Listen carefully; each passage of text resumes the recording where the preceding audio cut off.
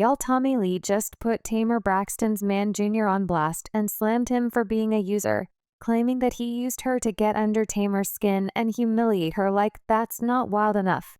Tommy also showed support for Tamar in her messy public beef with Jr. and nobody thought we'd ever see the day that Tommy and Tamar would ever unite. But y'all, it looks like Jr. did them both dirty, so they had to join forces to take him down.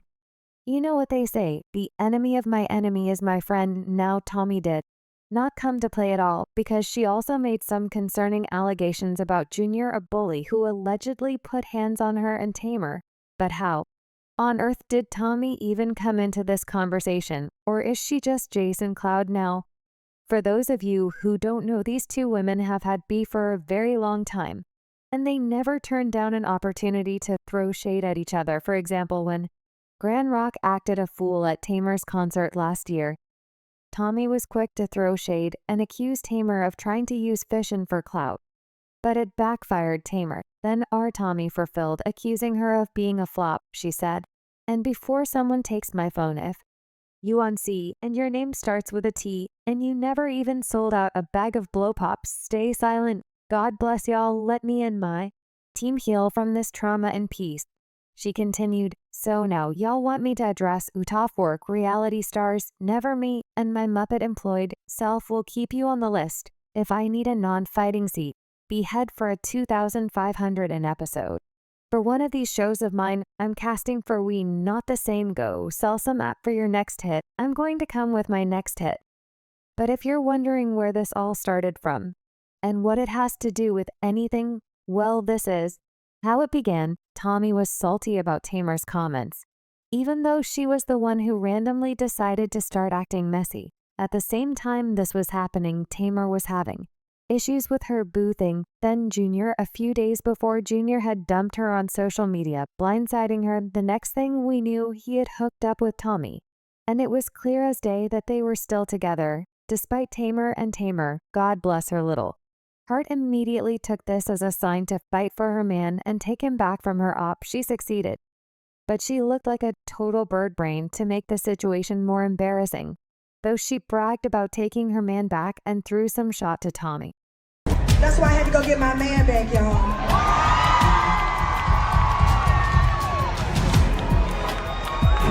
And I know y'all lying.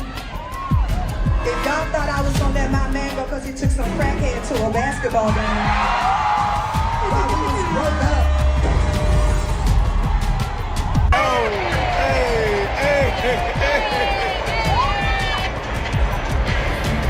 She was clearly trying to send a message to Tommy not to play with her, and that she was back with her man.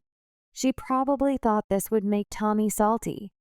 But Tommy ended up humiliating her and revealing that she was indeed getting down with Jr. and they had a little something going on. Tommy dropped receipts that proved that Jr. asked her to go to the game with him before he asked Tamar. And the only reason he asked Tamar was that Tommy said no in the text. Jr. said, okay, well, I only have plans that you are welcome to join a field level suite for the Saints versus Falcons game. I'm here till Thursday. It also looked like he was trash talking Tamar cuz he also said, I am on a positive energy journey. Only I'm allergic to negative or toxic. Isn't Tommy replied, love that for you. Honestly, he then said, had to heal and thankful for all that I learned in that healing. But regarding the game, he said, okay, well, I only have plans that you are welcome to join a fill level sweep for the S versus Falcons game. Then Tommy said, what day is this? And he said Sunday after Thanksgiving. So this was the same game that he took Tamar to. So all evidence points to the fact that he only took Tamar as a second option. Like that wasn't messy enough. Tommy also wrote love in war, not tug of war. Stay strong with those cameras. Cut everybody who knows jokes on them. Y'all know that Tommy is a little cray-cray, so she didn't stop there because she bragged about how she had gotten Jr. to eat the booty like groceries. What is wrong with the situation is that is your man, as you call it. That is your man. He knew it was a situation with me and you. And he was down. He was down to play op games. I wouldn't take nothing like that serious, my love. That ate my and I sent him on his way. It wasn't, you don't want me to expose how you were saying that you kicked her out and she went back to her mother's house. Not Mrs. Braxton, not Mrs. Not Mrs. Singer with the sold out tour that JR also told me was flex. It was cap. It was she flexing. She don't have no sold out. Between me and you was his exact words. The tour not sold out. He said you was messy. He said you went back to your mother's house. He told me a lot of things that he shouldn't tell a stranger. I just met this man less than a week. Being a Braxton and getting involved in these low-budget fields is absolutely crazy. But what's really crazy is that Tamar still went ahead to marry him after all of that, as y'all can expect. The marriage lasted for a little second, only 2 months before they divorced. Now, I don't know why Tamar chose to keep it private, but she already knew that it was going to have her looking bad. But anyways, she and Junior got into a couple of days ago when she accused him of spending her money on his side pieces. She also accused him of cheating, saying, "Play in my face for a 25-year-old, shake my head, took my jewelry, took me to Kirk's, and all along had a hole." I hate you, Jeremy Robinson. Now you already know that Jeremy is just as messy as Tamar. And he came out trying to clear things up, saying whatever he had with Tamar ended over 6 months ago. According to him, she has been acting delusional because he's told her plenty of times he doesn't want her and isn't trying to be with her. Very clear. I've been single for the last 6 months. We have been trying to identify what that looks like, closing one chapter and figuring out what it's like to be friends again. I've been very specific about my boundaries. I've been very specific about where we stand as friends. Go date anybody you want. I'm gonna date when I'm ready. I am emotionally unavailable to you, and I'm physically unavailable to you. Now, birthday comes up, plans are put in place.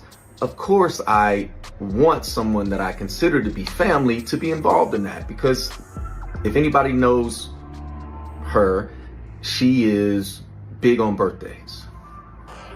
I don't lead people on.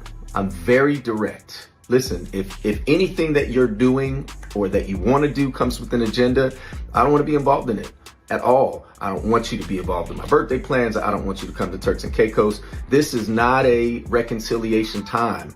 Whatever you decide you're doing is because we're friends and because I'm still being involved in my son's life. I still would love for you to have a relationship with my children, but not to the extent that you make up these stories that aren't real.